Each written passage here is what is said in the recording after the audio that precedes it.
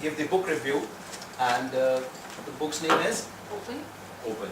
Open. Very nice. Over to you.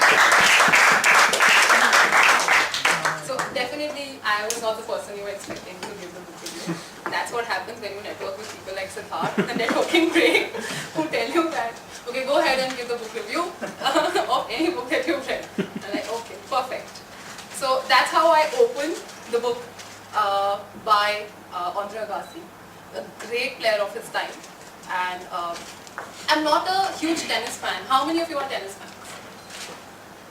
Okay, 1, 2, 3, 4, 5, 6, 7. Okay. Not almost 50%. So you must have watched a lot of his plays, right?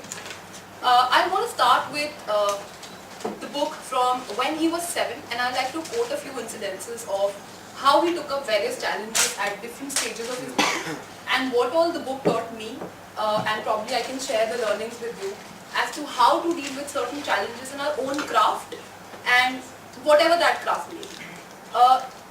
So the biggest revelation from the book was that Agassi hated tennis. The people who must be liking him or our fans would know this, that he hated tennis.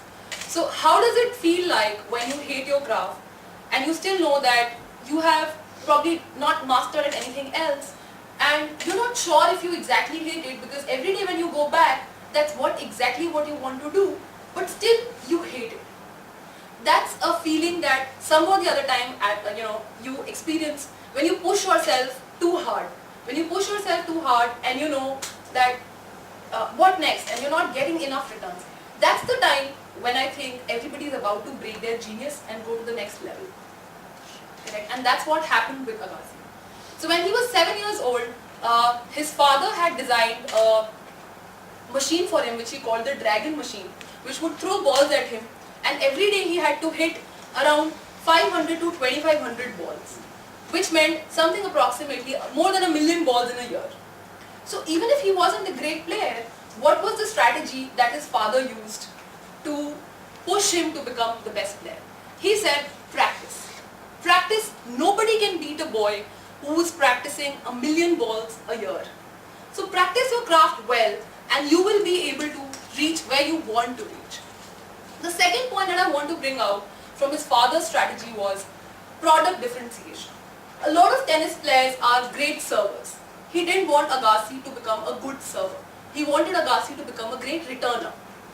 And if you will see, a lot of his players, a lot of his opponents actually valued the fact that we wish we could return like, as the way Agassi does. And that actually got him to, play with the minds of the players when they were serving well, and they knew that a lot of players would just threaten to be served like that. They knew that Agassi knew how to return.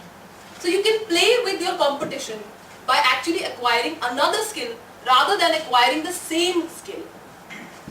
So it's important that you strategize well in your craft and go farther to, love your craft in a different way, develop yourself, distinguish yourself so that people can look up to you.